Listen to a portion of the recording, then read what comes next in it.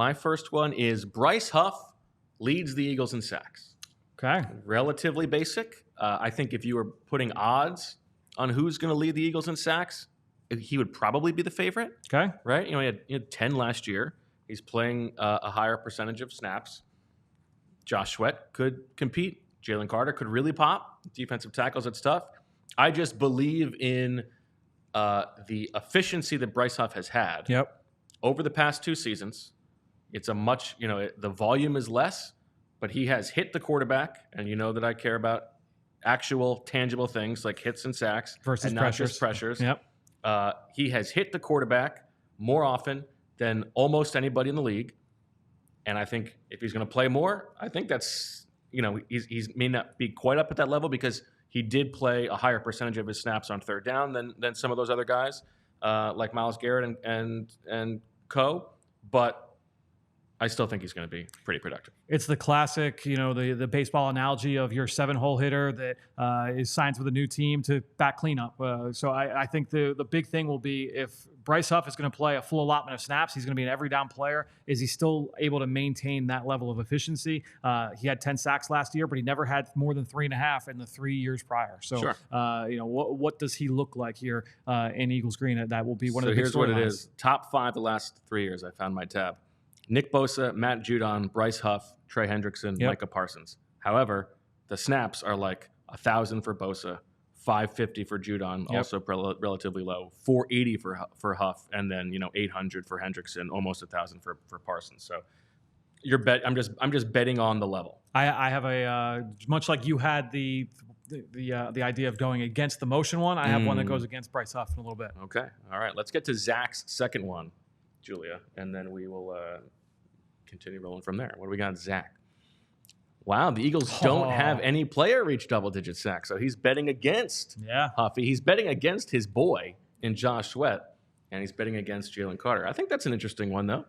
Yeah, I will say I had one of them that Zach kind of jumped me on. So it's a little bit different, but I'll go with it. No outside linebacker gets more than 7 sacks. Interesting. Yeah. I had basically, Josh Sweat at 6.5 last year. We just hit on Bryce Huff. You have Nolan Smith, Brandon Graham, Jalix Hunt, Patrick Johnson. I think Jalen Carter can get to double digit. So that's why I didn't go full bore as Zach did there. Now, double digits for a D tackle is very, very difficult. I think Fletcher Cox did that twice in 12 years, right. I believe. So that is a lofty goal. But I'm with Zach on that one. That was one that. Is there a path to Bryce Huff? Certainly, him going off, absolutely. But I felt better than not that he would go the other way. Interesting. Why? I think that again, Vic Fangio, until he proves to not be honest, I'm gonna take him for his word. And he did say this week that Bryce Huff has gotten better over the course of camp, but we don't banging know on his run defense, not his pass rushing. Yeah, but if he's not going to be out there, I don't know, man. And then who's he going to put out there? Nolan Smith. That is the one thing, is that who are you going to put out there to take some of those snaps? I don't think that BG, we talked about that earlier, that I feel like BG is probably more of an interior presence this year as opposed to off the edge. And there's just not, it depends on how much of a jump you expect from Jalix Hunt. But I just don't know if Bryce Huff is going to be able to get the double digit this year. So I would agree with Zach there. All right, well, then I will go with mine, which is also related, and that is a Jalen Carter prediction. I'm expecting big things from Jalen Carter this year. A couple things. I have, one of the things we have posting tomorrow is my sort of roster capsules. Okay. Jalen Carter, the last decade, second-year defensive tackles. Okay. Only one of them has gotten to double-digit sacks. No surprise. That would be Aaron Donald. Yep. That was 11. Then you have Sheldon Richardson and Jonathan Allen and Greg Rousseau at 8. Chris Jones at 7.5. Quinnen Williams at 7. Jalen Carter had 6 last year. What I am using as the baseline here is the year that Christian Wilkins had last year.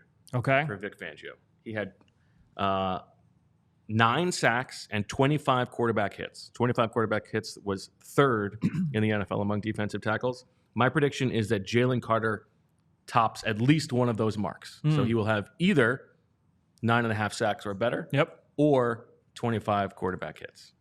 I like that. I'm not going to use it now because I had some extras, so we're only doing our top 5. I had Jalen Carter as a first-team All-Pro. Yeah, Only two defensive tackles make it every year. It's a good one. Obviously, no Aaron Donald, so I'm right there with you. I think that he is capable of being a true game wrecker on the inside. We saw the flashes certainly in the first half, but even the second half of the season, I do feel like him hitting the rookie wall was a little bit oversold. I do think that he played better than I think our memory kind of recollects. But as everybody else around him was really falling off. That was the problem. I think that the entire unit obviously fell off. So for me, Jalen Carter, arrow way high going into year number 2.